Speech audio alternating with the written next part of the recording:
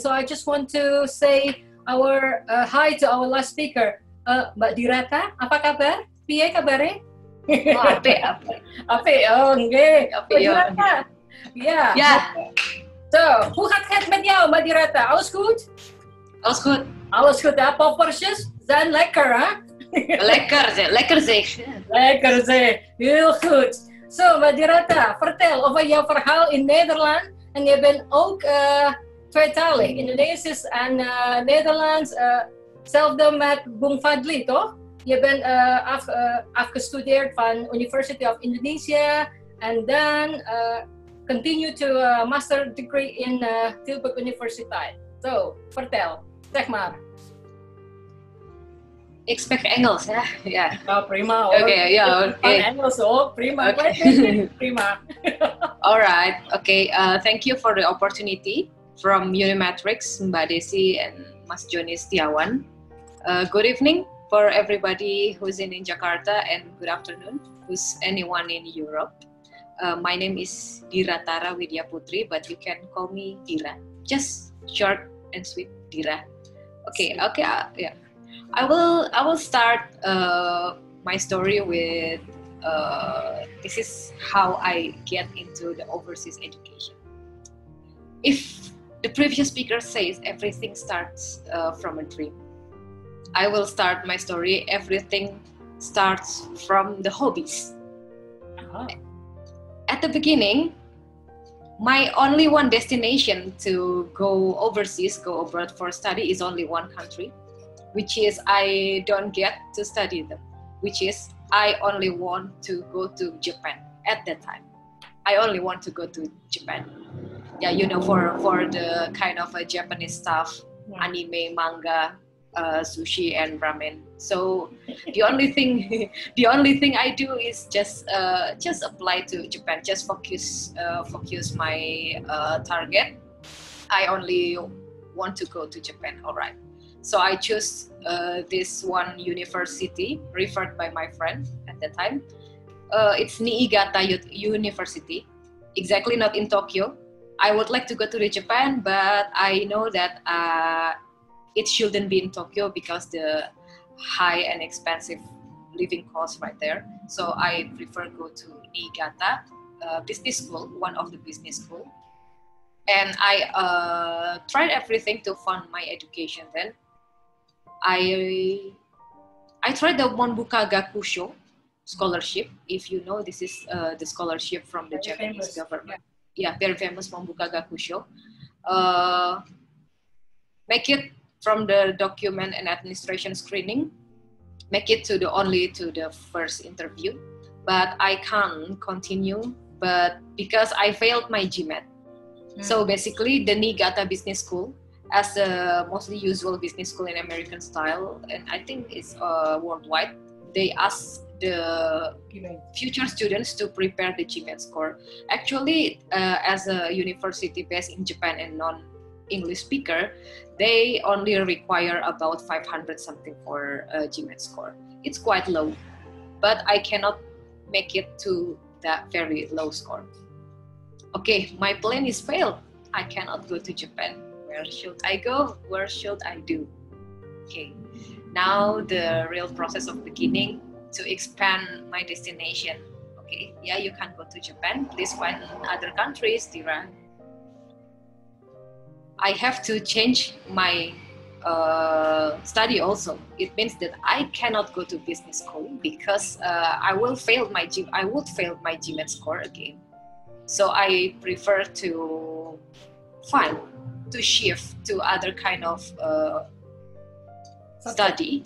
Yeah, other kind of subject that still align with my undergraduate degree, which is business or economics, but not business school, as I mentioned before. So I would like, I set my target, I would like to learn something about communication science. Communication science. So I got these two interesting universities in Netherlands that offering a very interesting course, very interesting approach.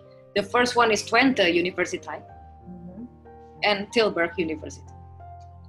Long story short, I was accepted only into Tilburg Universiteit. to Communication and Information Sciences. That is under the Faculty of Humanities.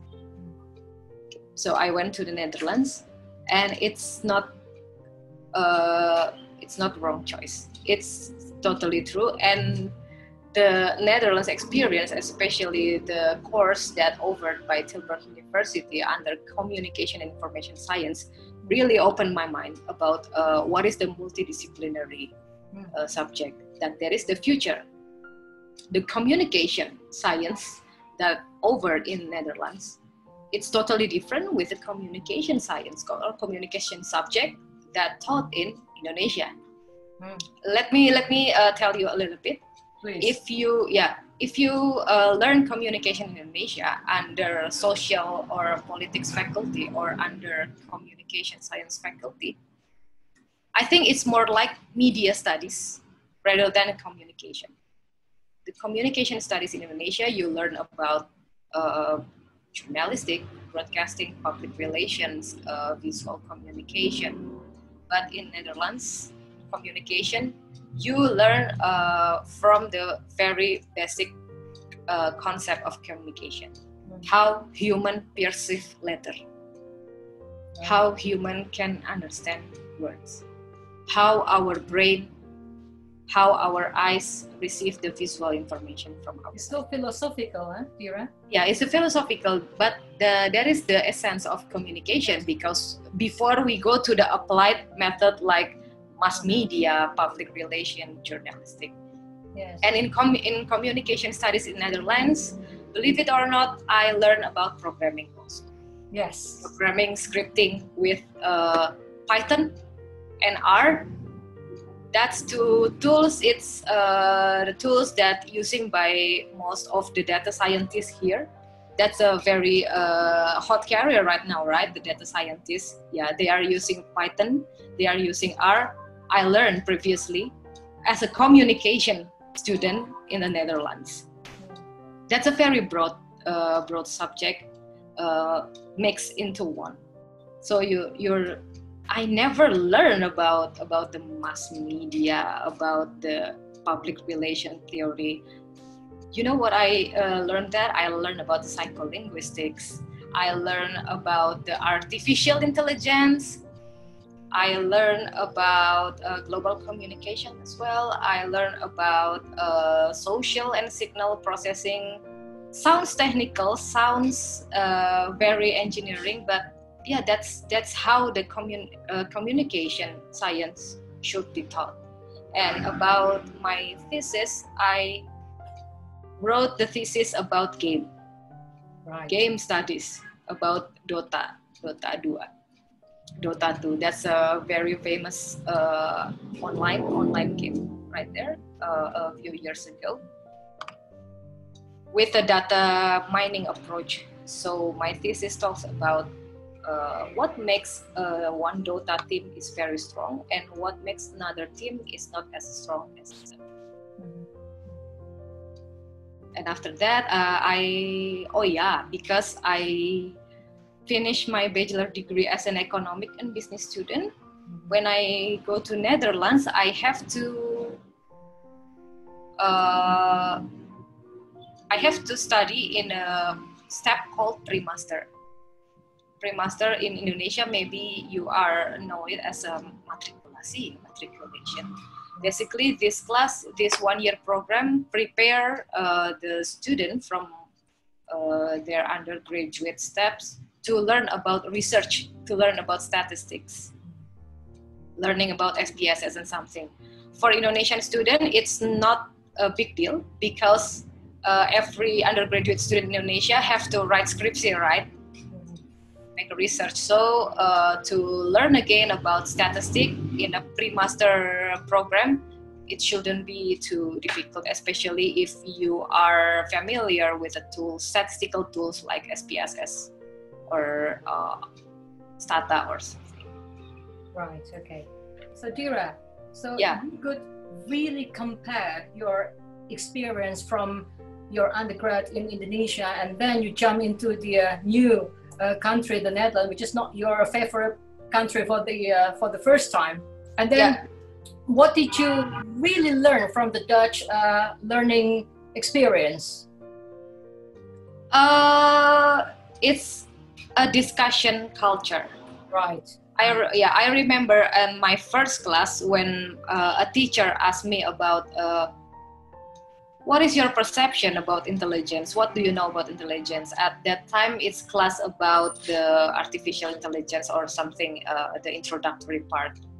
And what I see is all the students raise their hands without any hesitant. Right. Of course, that's a very contrary situation, contrary view that we experience in Indonesia class. Yeah, no matter it's in a school or in a university. When my teacher asked, what do you know about intelligence? One by one, raise their hand, say their answer, and the teacher wrote the student's answer on the blackboard. Yeah, because I saw that all of the students raise their hand, I raised my hands also. So it's like a contagious positive vibes. Yes. Yeah. For a learning and study situation. And all, yeah. And did you have any internship opportunity? Like Fadli got the internship opportunity from Microsoft, and he had to go to Eindhoven, which is very well known for the brain port of the Netherlands. And did you have the similar experience? Unfortunately, I didn't get the internship experience in the Netherlands, but I helped Mbak Desi on our social project, ya Mbak ya. A business project. A business project, yeah, not really social, yeah. Yeah, right. Okay. Yeah. For the BNI at the time, right? Yes, BNI 46 helping Mbak Desi establish BNI 46 at that time. But the main audience, main target for the establishment of BNI 46 is to help the undocumented migrant worker, yeah, Mbak, yeah, at the time. To solve their difficult financial situation and to make it easier to save their money and send their money to their family to Indonesia in a safe and secure way. Indeed, you were talking about the smart remittance, and would that experience help you to see, right, Netherlands is a developed country, but hang on a sec, there are a lot of things which is still invisible, which I didn't expect to see. I took you here and there, and then you said, excuse me, is it Amsterdam? Or excuse me, is it Rotterdam? Have you thought about that now? Yes, I thought about that. That I heard that Dutch people doesn't like Rotterdam. Why? Because it's too metropolitan, like Jakarta, like Singapore. All the skyscrapers, all the high-end building. I heard Dutch people doesn't like Rotterdam because of their modern vibes. They prefer to stay in an old style like in Amsterdam or any other Dutch cities. That's the one thing that I quite surprised. Yeah. Right. If we live in Jakarta, we always think about the luar negeri, in overseas is always modern and bling bling, like New York, like Tokyo, like Singapore. But if you go to Europe, it's very they are living very modest life, but they are very developed in their mind and their attitude. Brilliant. I think from all the European graduates, I don't know whether you agree with me, if you study in Europe, you not just stay in your particular specific country where you study, but you can also travel among the other at least 27 countries. But if you go to other, with all due respect, it's up to you. With all due respect, I'm not going to say that, don't go to study here and there, But if you study outside of the European countries, your chance to travel is, is slightly limited. Don't you agree with me, Jira? Or yes. I agree. Only within 1 hour or 2 hours by train, you already arrived in neighboring country.